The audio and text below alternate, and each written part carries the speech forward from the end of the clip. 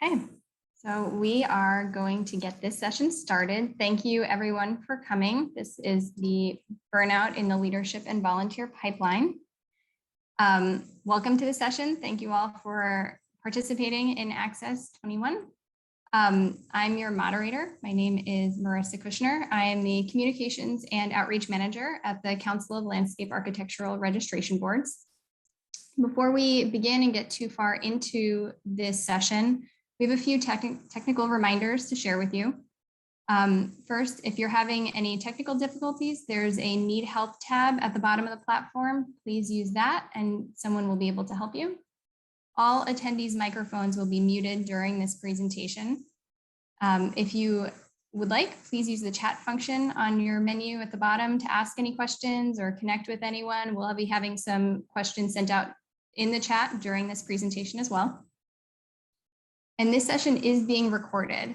You'll be able to access all of the recordings within the platform at the end of the event. And then please provide your feedback and complete the survey after the session. And if you're sharing any information or posting that you're attending the session or Access in general, please use the hashtag Access21. It's ACCESSE21. And then we want to thank our sponsor, Visit Anchorage, Alaska, for sponsoring this session. We appreciate their support on this important and timely topic.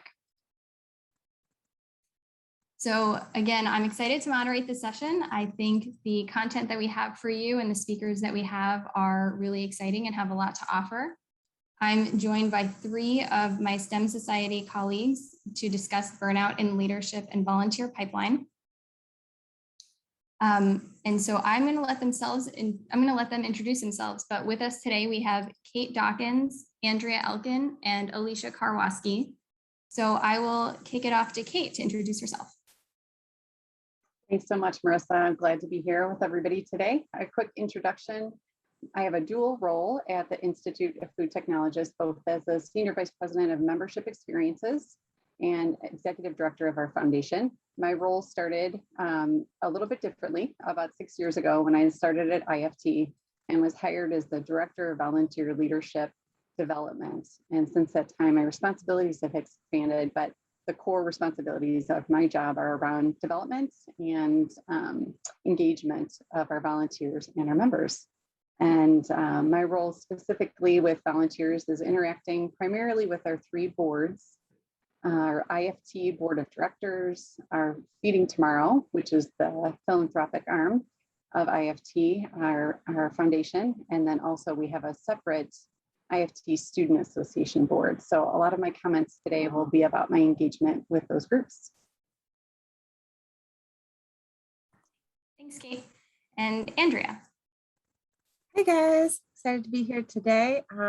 My name is Andrea Elkin, and I am the PMO manager at CLARB, which is the Council of Landscape Architectural Registration Boards. And I guess I somewhat have a dual role as well at my organization. I guess surprise, surprise with associations, right? But my job is to manage our portfolio of projects. And also as it relates to volunteers, I am the staff liaison to our Leadership Advisory Council, which is just a fancy name for a nominating committee. So they work to kind of recruit and vet our board of directors, as well as those that kind of replace them on that committee. So I work closely with them each year to do our nominations and elections process. Thanks, Andrea. And Alicia. Hi, everyone. It's so great to meet with you today. Thanks for joining us. I'm Alicia Karwoski from the American Society of Civil Engineers, also known as ASCE. And I just celebrated my 15-year anniversary here, which is very exciting. As a managing director for ASCE, I lead the member communities division, and that guides member engagement for our approximately 150,000 members.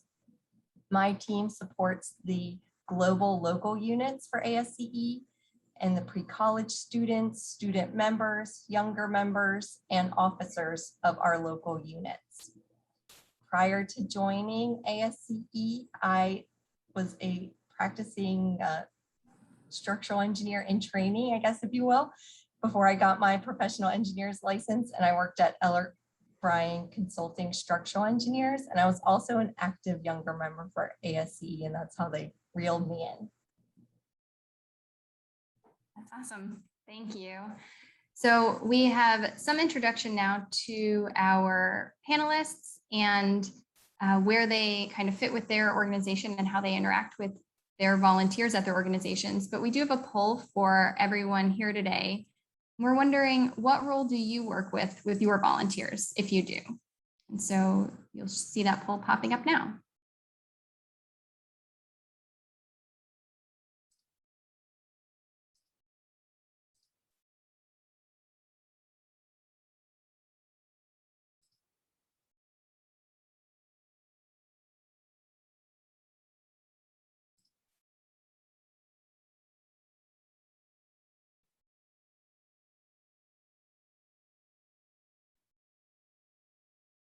Thank you.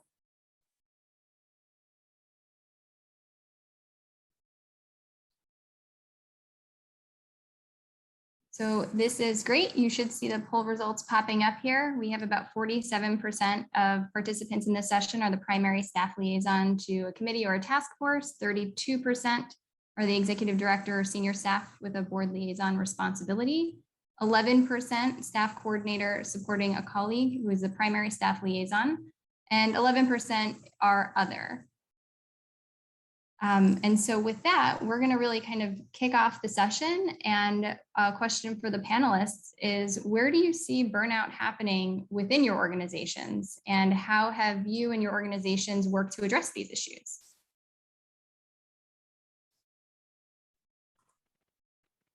Should we kick it off in the same order that we did introductions? Okay, all right, great. Well, I'm happy to respond to this one. And Andrea, why don't I kick it over to you next? So, I shared that my role is engaging with primarily the 3 boards. And so I don't think that my response will be any different, probably based on many of the participants today. It's interesting though, when we did our planning call for this, I had just hung up with our chair of the foundation board, which is where I'm the primary liaison, staff liaison. And one of the things that he had commented on was just that it's been a bit of a grind year as a volunteer. And he said, while we're a foundation and we get to distribute grants and scholarships and a lot of feel good, we've also had some really difficult decisions to make around resource allocation. And while none of the boards have considerations around staffing, they have felt the impact of us having reduced time on programs because of a reduction in our staffing over the last few years. I'm grateful to say that we're building back up, but they have felt it. And I think we've asked more of our volunteers because of the strain on our staff. So I'm seeing burnout happen definitely at the board level. I'll note too, I'm not the primary liaison to the Student Association. Another one of my colleagues is, but she describes quite a bit. And I know many of our organizations have a really strong student pipeline. Their worlds have been completely disrupted, and many of them are in 1-year terms. So they have these really ambitious goals. And as students, typically their drivers have changed to begin with. And so they have felt the squeeze, not only to perform academically, but also to, accomplish what they set out to do as a volunteer leader on the board. So that's where I'm seeing it, probably not very different than the rest of you, but I have found that many of our board calls are starting with a check-in, actually, a little bit more of a pulse check on how folks are doing, getting a sense of, for the folks that are working in industry and academia for us, and government too. Those are our 3 primary sectors. What's happening, what's going on, what are the influences that you're dealing with in your daytime job that could impact what you're doing as a volunteer, but more importantly, it gives us a pulse check how we can better serve our members. So that's where I'm seeing it happen. And that's just because of the role that I hold within IFT and our foundation. But Andrea, how about you? Sure. So we kind of at CLARB, kind of pre-pandemic had taken a look at, we were seeing a couple things with our volunteers. First, we were seeing really low nominations. And kind of we're taking a look at like, why do we see that? And we also were seeing that the volunteers that we did have, especially serving on the board, it was very much like a ladder approach. And we would have folks volunteering with us from anywhere from 10 to over 15 years on our board, which isn't bad, but that's a long time to have somebody commit to working with us. And so we took maybe a more I guess long-term approach at looking at our governance structure and how can we maybe address some of these issues that we're seeing. Also, I should add that we also were seeing really little to no diversity within our leadership.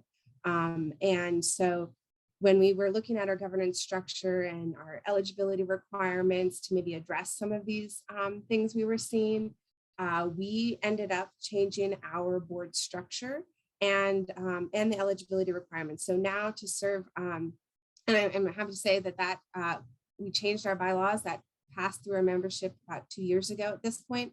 And it allows, like we have really open eligibility requirements for our board. It can, just the majority of our board have to be licensed landscape architects, which really opened the pipeline up for us.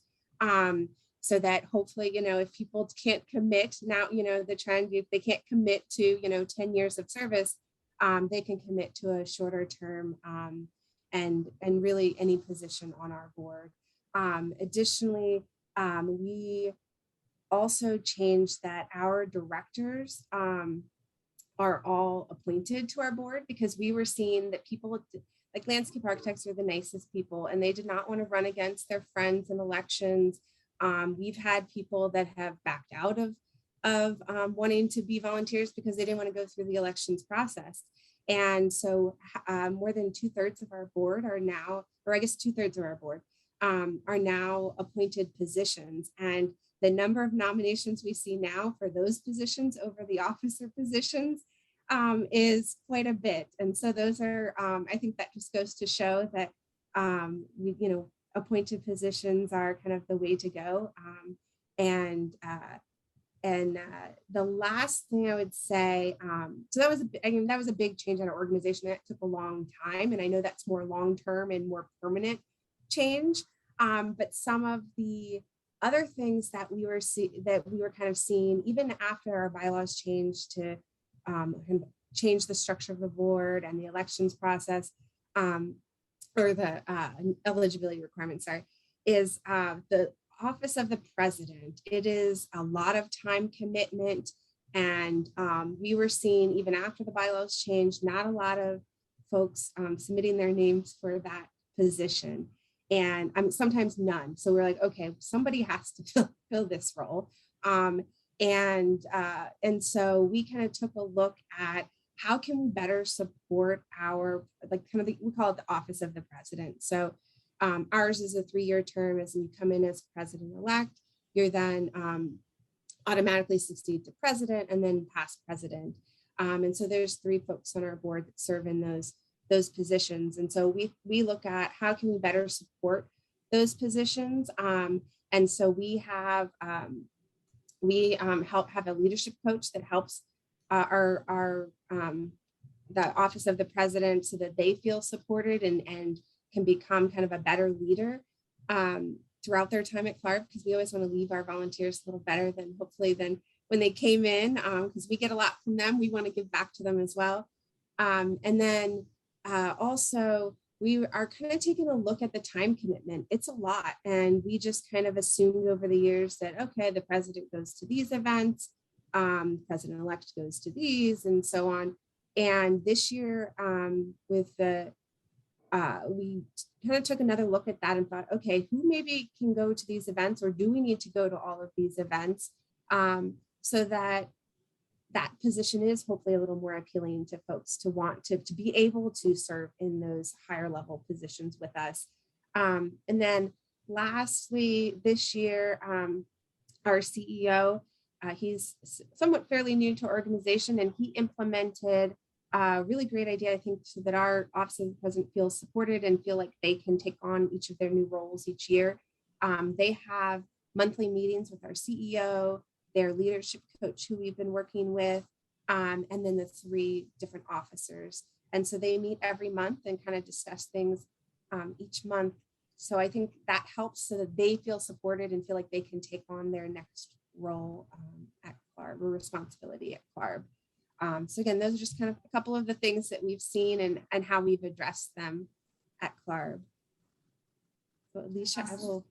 Thank you. Actually, before Alicia goes, most of the attendees can probably see, we don't have slides up. You can all kind of see your own little boxes. We're trying to have this be more of a conversation-based session. So Chris, if you don't mind, we're going to send out a message in the chat so that we can also hear from you while our presenters are speaking. And we just want to know from you, what has your organization done to address burnout and the pipeline impacts that you've seen as a result of that? And so while you're writing in your answers to that in the chat, Alicia, please take it away. Thanks, Marissa. And I'll sort of delve into the committee area a little bit. I'm somewhat new in my role, almost a year into it right now, and I got to start working with a new committee back in the fall and have gotten to build that committee a little bit and see it through the pandemic experience that we've had and see how things are going with our volunteers. And I noticed as we started forming the committee's plans for next year, we got a lot of responses from our existing members saying they needed to take a smaller commitment for next year, just based on things that were going on in their professional lives, and also just having been involved a lot with our ASCE activities. And we were perhaps even engaging them more with the virtual environment. There were so many more opportunities and they needed to have some time to breathe. I heard that from some of our local unit officers and then also those with our committees. And so I was fortunate that I was able to have something that was a smaller commitment to offer them and wanted to be able to find those quickly. And there are different tiers within our committee service at ASCE so that someone can be more, we call it a corresponding member. They can be a member that corresponds as they see fit or just on certain things that they can pick. So it's a little bit more flexible. So that was helpful for us, especially given the current events and everyone juggling a greater pace of change in the world. And I wanted to point out, we did include for you all within the resources section for this session, a great webinar that was put on by SES. I think it was back in April. So you all could have access to that link in the resources section. And that was put on by Claire Bruff with ASME, and it talks about micro volunteering. So it talks about the time commitment for activities and evaluating that so that you can offer those smaller commitments.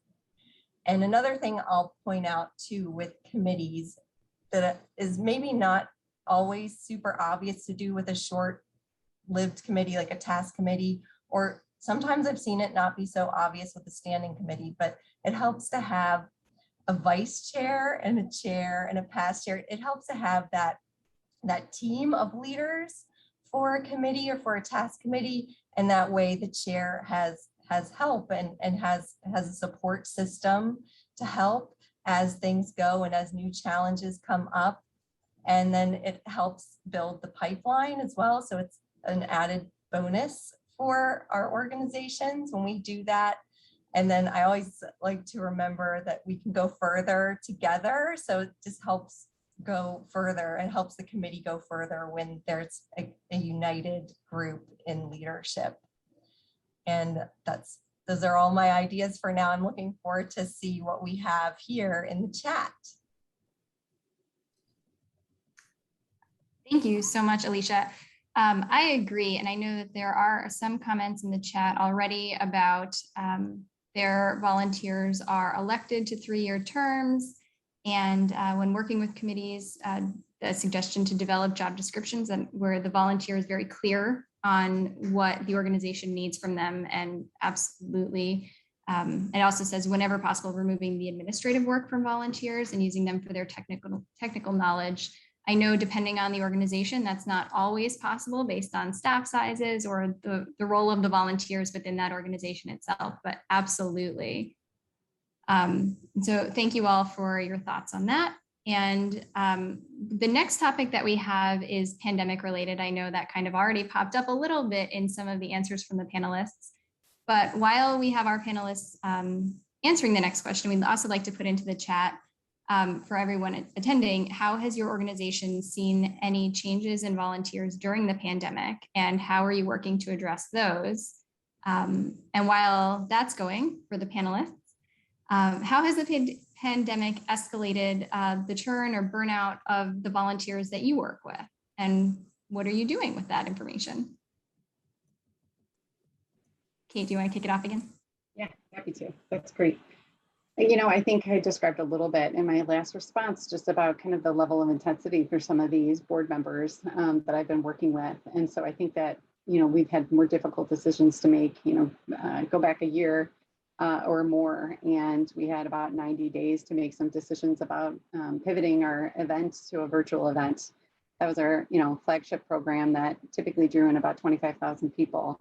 And so while the staff was on the front lines of implementation, you know, the volunteers and the board members are the lifeblood of the organization. They're thinking about how they represent the organization well outside, how they can defend some of the decisions. And so I have seen some of the difficult decisions and challenging decisions that they have taken on impacting how they feel about their volunteer role.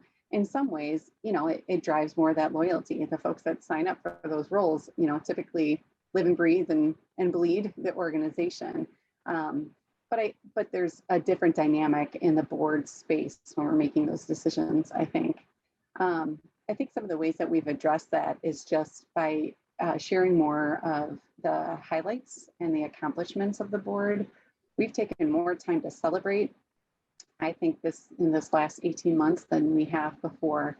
That has a lot to do with the chairs and the leadership and their approach. But you know, we've got a chair, and hopefully many of you do too, or committee members that have the mindset, you know, never waste a good crisis. And here's our opportunity to make change. And at least for us, and I'm assuming I've got some colleagues around this Zoom call too, you know, many of our programs and our services and what we offer has a lot of legacy because we've been around a long time and we're rooted in some academic traditions even. And the opportunity for us to make change has also fueled some momentum. I think for some of the folks that I've seen at the kind of senior level that are involved in making these difficult decisions, they can go back to their organization and say, our professional association is on the cutting edge. We're making some decisions to shape the profession. So while I've seen some burnout, I think I've also seen a lot of pride and a lot of loyalty back to the organization. And I think we have played a pivotal role in partnering with our leaders to make sure we're highlighting the successes too, that we're opening meetings saying, here's where we've been since the last time we talked, and we're closing meetings saying, what else do we need to talk about? So engagement, and as everybody knows, engagement has been kind of off the charts because of all the opportunities we have through the virtual space to do so. So that's one example. Actually, someone actually just, sorry, can you hear me? Is this okay now? Yeah, we hear you. Sorry. Someone actually put into the chat if anyone else is seeing re-energized volunteers with wanting to get back out there and get involved. And I think that's exactly what you're talking about, and having the pride in the organization and wanting to do more, especially now with the ending of the pandemic. And I hesitate to say the end of it, but it's on its way out, hopefully. And yeah, people getting back out there, absolutely. Andrea. Sure. Yeah, so a couple of things that we changed or kind of had to rethink during the pandemic. Obviously, like most organizations, we're completely virtual for the last year and a half. And you know, the Zoom fatigue is real, right? So we had to, and we're an East Coast organization, but we have board members from all over the United States, and one who happens to be in Hawaii at the moment. Or one board member at the moment who happens to live in Hawaii.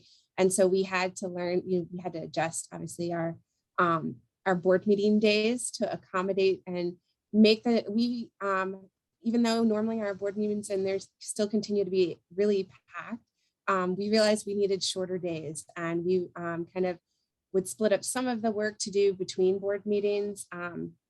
But the long days on Zoom, sometimes we've had to make them a little bit shorter if we could, just because by the end of the day, we were all kind of, it was a lot for 2 full days on Zoom. But I think one of the things that I think has worked well over this time, over being virtual, is we thought about how we, I think somebody posted about rethinking kind of your orientation for new volunteers, and so we actually did strength finders with our board this past year.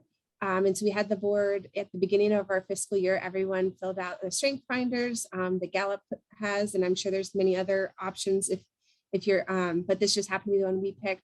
And we had a really great facilitated session at our first board meeting of the year. And so we had a couple new board members and some kind of like,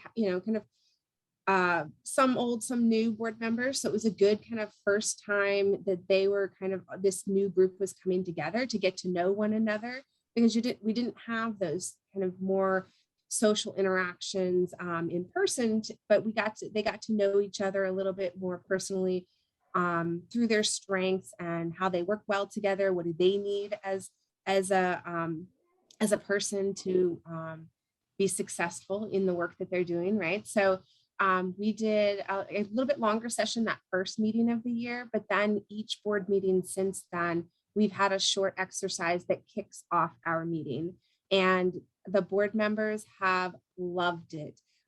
They really appreciate, I think, getting to know each other a little bit more outside of the work they have to, kind of the board level work they have to do. And it kind of just sets the tone, I think, for each of the meetings. And then the other thing that I'll mention is that we've seen a mix of our board. They miss in person, some do, and they can't wait to be in person again. And then we have other board members who think being virtual is amazing because they don't have all those travel days, and they can, and especially the younger board members, they can be home and they can be doing stuff with their kids, sports tournaments and whatnot. And so they don't, so we have a mix on our board at the moment. And I think going forward, we will kind of take that with us, that we probably will do a balance of in-person and virtual board meetings.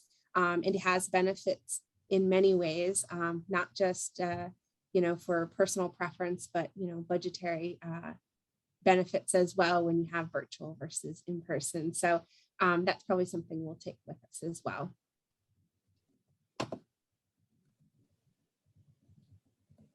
How about you, Alicia?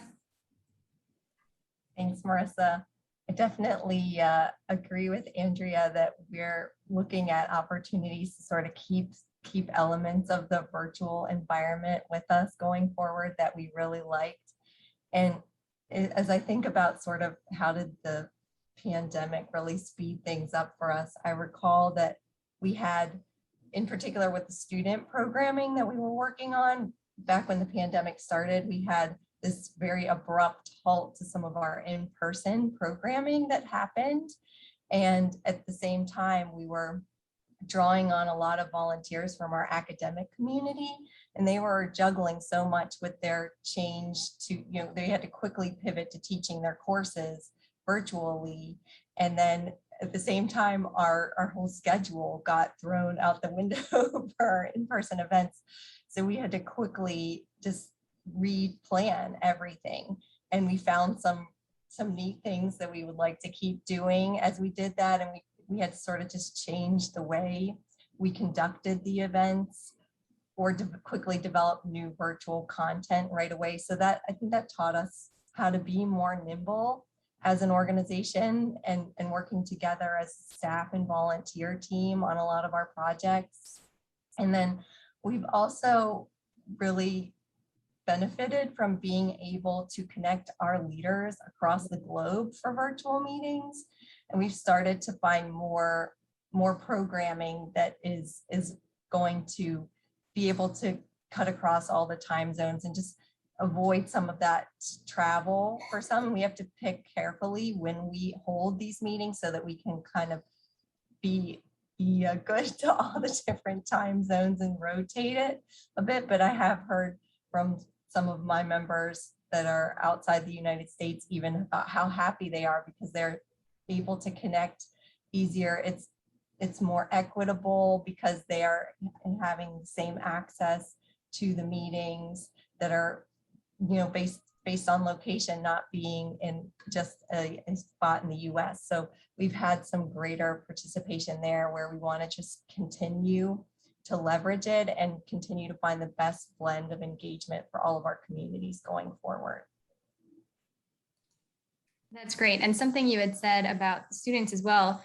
In the chat, it's so interesting to see the variation among the volunteer almost ages. Someone noted earlier in the chat how people who are retiring, the pandemic may have pushed them to retire sooner, or they retired was planned on during COVID, and now they are not interested in kind of re-engaging as a volunteer. And some of those were those reliable volunteers. And then someone else said the students are those are the people with the energy and they want to do it, or the recent graduates. And then there's the whole kind of middle career, which someone noted, anyone who has a young child or children at home. It's been really tough for the last year and a half for many obvious reasons, but they may not have the time. And then in addition to that, just extra work hours or anything else that may have been required of just the workforce during the last year and a half may not have offered the time that people had. So that's really interesting. Thank you everyone for writing in with your responses to that. Our next question that we have is specifically about the volunteers. They are the key to many organizations' successes. Most organizations, the volunteers are the backbone. So how has your organization worked to increase the leadership pipeline is the question I'm going to pose to the panelists. But before we get too far into that, I want them to be able to see your responses to the poll that we're going to send out as well. So Chris, if you don't mind, we're going to send out a poll to the attendees. And the question is, what is your most successful strategy for sourcing volunteers? We'll give everyone a second or two to reply to that.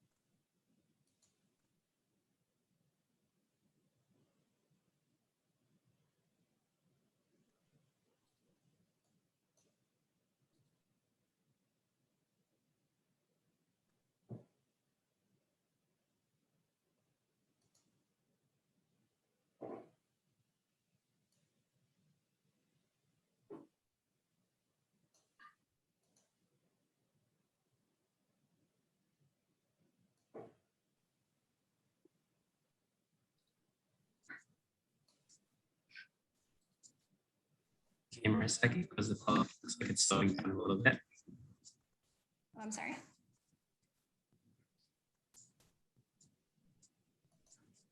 Oh, sorry, Chris, I couldn't hear you. Thank you. So we have the poll results up now if anyone's interested in seeing them. So the most successful strategies for sourcing volunteers, and 46% said self-nominations through an open call via member communications. 36% said peer-to-peer, current volunteers tapping other members. No one said mining social media or online discussion boards, which is interesting. Wonder how that will go in the future. And then 4% said a formal application period continuing throughout the entire year, and then other, and I'm seeing someone posted in the chat, they're designing new events to engage new audiences, which is definitely interesting and one of those things that's probably on its way for the future of how to engage people.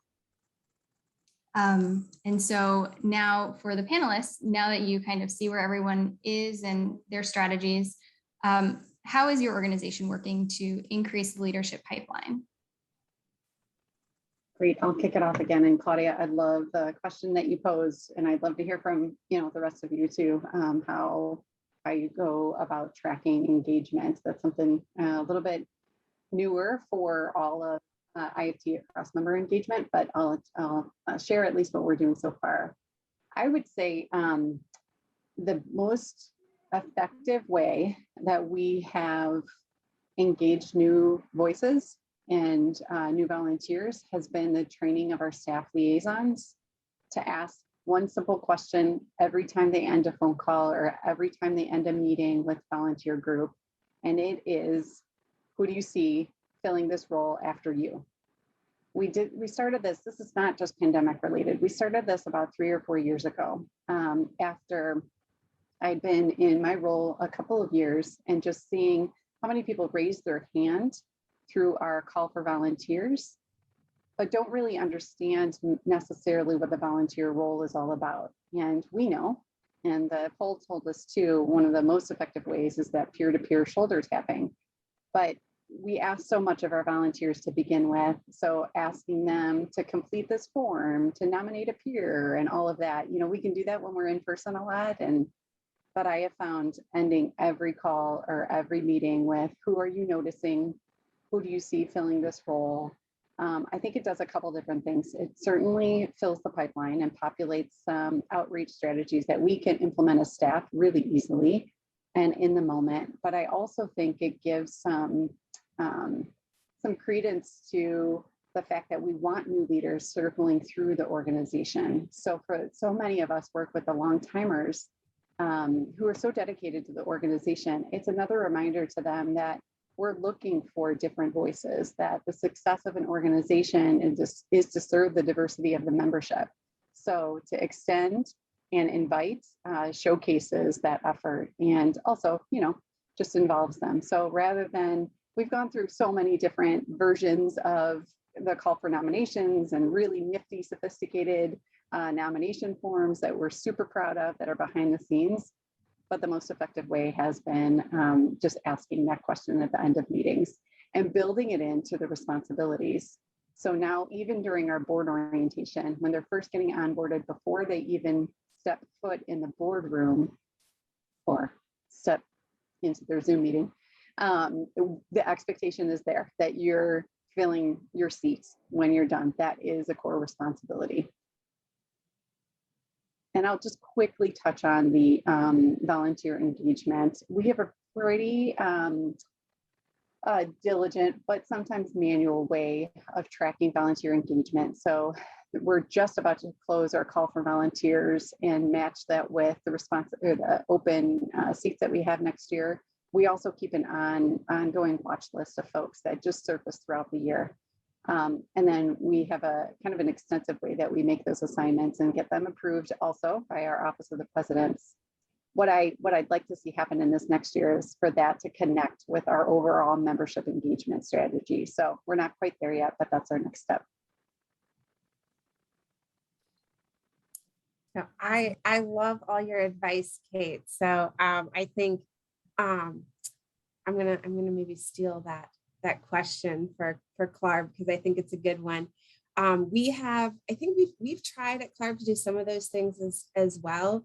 And we have some board members who kind of come from a committee, especially those that come from the nominating committee and then eventually go on to be on our board.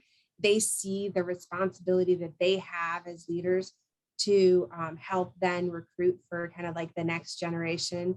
But it's not quite kind of operationalized in our core responsibilities of a board member. So I hope that we get to where you guys are one day, Kate. I think that probably we at Clarb changed the bylaws to open up the pipeline so that we weren't being restrictive in our eligibility requirements, and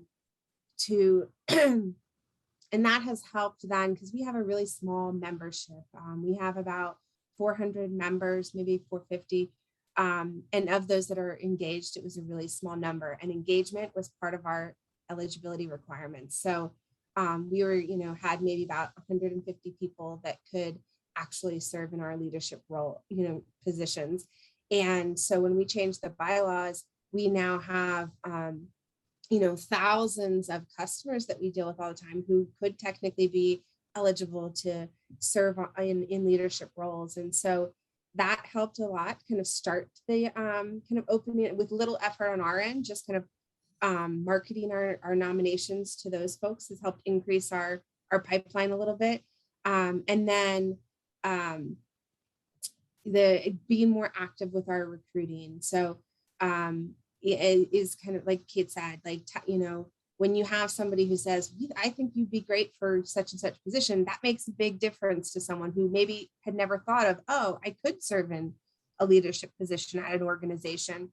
And the last thing that I'll add is we started to look at, staff and key leadership positions. We work with folks and see, who's truly engaged, or maybe someone who didn't necessarily make it on our board one year, but we think like, oh, they might be great in another role at the organization. And so we try and look a little bit differently of how can we maybe engage some different folks to come in and have, as I think Alicia said, like those micro volunteering opportunities, and get them engaged in the organization and get to know them a little bit better and see if they, if they are more engaged, would they then want to serve in a more longer term position? So we've tried to bring in some different perspectives for some of those smaller roles in particular. And so it's not always the same folks that we're tapping to fill all of the various positions that we have. So I think those are kind of the biggest things that I would say have helped us to kind of open up that engagement pipeline. Alicia, how about you? I like your ideas, Andrea, and I also like yours, Kate. So it's really good notes for ASCE too to take going forward. And I'll share something that was sort of new and exciting for ASCE during the pandemic as we created this student presidential group. And perhaps this points to some of that student enthusiasm coming through too at ASCE that others noted. And we created this group that was a little more prestigious because it was an appointed opportunity for our students in addition to their typical student chapter leadership roles. And they got into generating a lot of ideas and plugging in a little bit more to certain activities that we offered, which helped us with designing our activities and helped us to also, spread the word. So that has been going really well. And we've been looking at ways to connect those new leaders, those rising leaders within to other areas of our organization, and have sort of immediately tried to find the right new roles for them as they've moved on from their student position. So that's been exciting. And then this other thing we've been doing that sort of points to the engagement tracking is measuring how younger members in leadership roles are growing into our governance structure, and if they're moving into greater roles of leadership that maps according to our governance. And we started measuring that. I'll say we also do use our database to keep track of involvement on committees and in our local units. So we are leveraging that, but I'd like to continue to grow how we're tracking that engagement and like to look at the ideas that you all share as well here. And I think that just finding a way to sort of look at that with our different units and track how they're doing, it'll give us a chance to have a conversation about how we can continue to grow that pipeline and look for opportunities that work with each local group. That's great. Thank you. So we do want to leave some time at the end of this for some questions from the attendees. So one last question to send out for the session before we kind of go into a Q&A or anything in the chat that you'd like for our panelists to kind of specifically address. So in the chat, let us know how you've kept things fun for your volunteers during the pandemic, and if these are ways that you could continue. And so for our panelists, the same kind of question: what interactive tools or treats or any new ideas have you used to keep your volunteers engaged during the pandemic? And are these ideas things that you'll be able to keep using post-pandemic? Kate, do you want to start again? Sure, I'm happy to. And this is where I'll use everybody else's advice. So I'm glad some of my earlier comments are helpful. This is where I fall short. I think the only thing I can offer, and some of my colleagues are way better at this, I appreciate a fun time, but I'm way better at it in person than I have been to figure it out virtually. I think the one thing I'll offer is a couple of our chairs have suggested the half an hour before a meeting or the 15 minutes before a meeting just to have some social time. Our agendas have been packed, and so we rarely get that kind of peer-to-peer networking time that everybody's missing so much. So that's been one really simple way. It's optional. The people that show up want to, and I think we've also, selfishly as a staff, I hear a little bit more about what's going on in their worlds. Sometimes it's work related. Sometimes they just share what's going on in their personal lives too. So I would say that is something we'll continue for sure. I think we have I think we've relied on those receptions and the meeting after the meeting and the conversations in the hallway for some of this. But if we build into some of the culture that networking is important and start meetings with it, I think that might be something that sticks after the pandemic.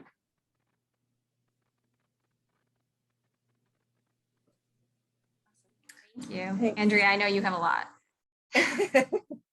We've tried all sorts of things at CLARB. I don't know that any of them are any different than what other folks have done, but we also did kind of like coffee with before our meetings start. We've done happy hours, virtual happy hours, that is obviously, with our board at the end of one of the meeting days. And they really liked the happy hour just to kind of chit chat.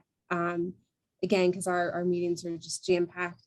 The biggest thing that the board loved was we just did an activity at our last meeting where we made little like sweet treats together. And so we had someone like kind of and it's all optional, you know, just like if somebody wanted to attend, that we had like an instructor kind of teach us how to make these, what are they called? Brigadeiros. And the board loved it because they're getting food. Who doesn't love food? And they got to just kind of have fun together, making these sweet treats. That was probably the most fun activity that they love, or the activity they loved the most.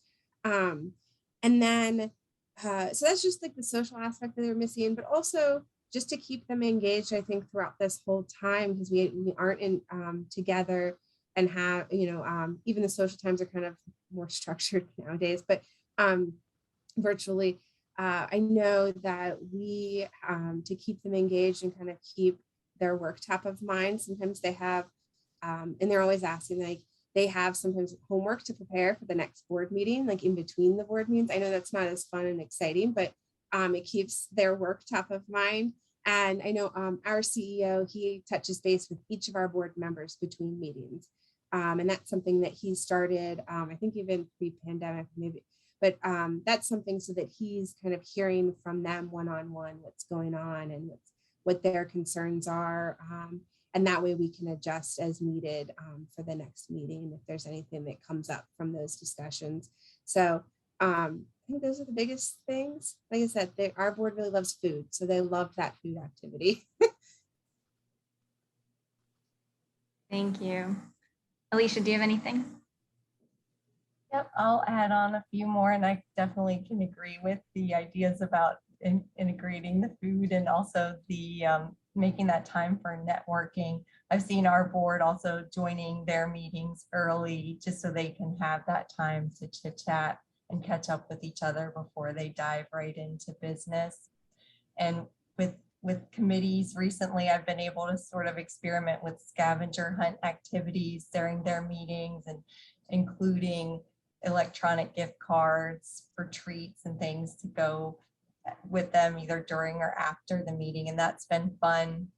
And we've developed some video contests too during the pandemic where we could also, you know, gather content that's useful for various other areas of the organization. And then it plugs in very nicely into virtual meetings when you have videos to continue to, you know, switch up the level of engagement that you're providing. So we've had fun with that too. One thing that I'll say I think we'll probably carry with us going forward is just this use of cameras for meetings. I'll say working with committees, especially before the pandemic, we really weren't using cameras or even our laptops as frequently for meetings. We were using more conference calls technology, and now everybody's super comfortable with the camera and the laptops, and it's very easy for us to use. The yellow ones. I even heard from one of my members today. She said, I don't use my camera that much at work, or even see people using their cameras that much at work, but when I'm with ASCE in the ASCE environment, people are using their cameras, and it makes me feel closer to the other people in the meeting, and it makes me feel like I can stay connected with everyone. So she really pointed out that as a positive for us, and I think we'll have to make sure we leverage that going forward. And it's definitely a different world now, so we want to think differently about how we engage everyone, and love to see others' ideas as they come in here today. That's really great. Thank you. I know you kind of hear both sides of it. It's interesting to hear that your volunteers are excited about the cameras being on. I think after this long, some people are like, when can I turn my camera off? And so it's really great to hear that also brings in that connection. So with that, we have about 8 minutes left just in this session. I wanted to see if any participants did have any questions for our panelists. If you want to write those into the chat, they can answer them. If any of our presenters, Kate, Andrea, or Alicia, have any last thoughts or things to add, feel free to take the floor. I have more of a question, maybe. I don't know. Because I think someone in the chat had asked, how do you keep those that maybe don't get selected engaged in the organization, which I think is, now that we have a little bit more nominations, that's something that CLARB is kind of looking at. How do we address that, and how do we, because we only have so many volunteer opportunities, right? So I'd be curious if either of the other panelists had suggestions, or if others on this in this session, attendees have any suggestions for that. I don't know, Andrea, if I'm going to say specifically to you, I'm going to answer your question, but some of the things that surfaced for me when you mentioned those things, and I saw them in the chat, one of the difficulties we've had when we've got for example, a board candidate that needs some other kind of meaty role within the organization, we've got limited spots for that. But what I have seen us do well in the last couple of years is, rather than initiate a new working group or a new task force when we're considering something, we will do more pickup ad hoc conversations with folks that have specific insights in a certain area. And I've seen that become a really nice entryway. Our CEO really appreciates the member voice on certain things. So when I'm talking with a volunteer who maybe wasn't selected, I noted in the chat, typically I'm the one, I don't necessarily do the breakup like we've asked the volunteer leader to do, but I've done the follow-up to say, where is the match? And I can send those names and source those to the different areas across the organization that are working on something that needs a little bit more member voice. So while it may not be a specific designated title, it could be that person's giving insight into the work that we're doing. And I know sometimes that's all it takes, is just a little bit more connection with the organization. Excellent. Thank you, Kate. Thank you. Andrea, I want to make sure I understand your question. You're asking how we are sort of pairing up our volunteers in certain roles? Is that what you're getting at? Kind of. I think so. We've seen, like I said, an increase in nominees, and there's only so many spots on our board or our committee, our nominating committee. So where, if you have people that are great, but maybe there just wasn't a spot for them this year, how do you keep them engaged so that maybe they maybe they make it next year? I don't know. Like, how do you keep them engaged in your organization? Yeah, I did vote that peer-to-peer because I think it helps to to know that individual personally and then make a recommendation on where they go. And I've seen us do that with members and with staff to try to help connect them. And then I mentioned that we have sort of different levels of involvement on committees. And so we've been able to successfully offer that too quite a bit, where someone isn't able to get necessarily the full member position on the committee. They can still be in that corresponding member role, which is a little more flexible.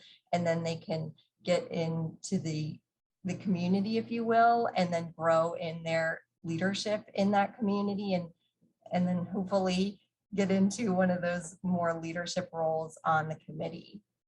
So we've liked doing that too. And I did see there was a question about the video contest from Ashley, so I can expound on that a little bit, Marissa, if that's okay. That's actually, I was going to ask you if you could, for about the next minute or so, touch on that. That would be great. Yep. So we had it to, we created a contest where our local units would showcase how they were keeping how they were staying together apart. And we called it the Together Apart video contest. So they were able to video, their activities during the pandemic and how they had changed things and what neat ideas they had found. And then the award winners, the overall winners, would get grants to continue activities in their local units. And we were able to collect the videos directly from our membership that way. And then we had, it's a nice way to sort of showcase the involvement, both for prospective members, and then also it's a really nice piece too to see how people are doing things differently and seeing what best practices exist so it can be shared with the other local units too. And then it's a really nice piece in a virtual meeting too, because it helps bring, just in case there aren't a lot of cameras on or there's been a lot of slides with texts that people have been reading, it's a way to see faces and get that human connection during the meeting too. So it was really a positive experience doing that video contest. And Ashley, please feel free to message me if you want to talk further about that as well. Thank you so much. And thank you for noting that. I was going to circle back and ask you to touch on that. And so with that, we only have a minute or two left. I really wanted to thank Kate, Andrea, and Alicia for joining us in this session and offering what they've been up to. And I also want to thank our behind the scenes CES staff liaison, Chris Ocampo, and our tech team as well for helping us with this session.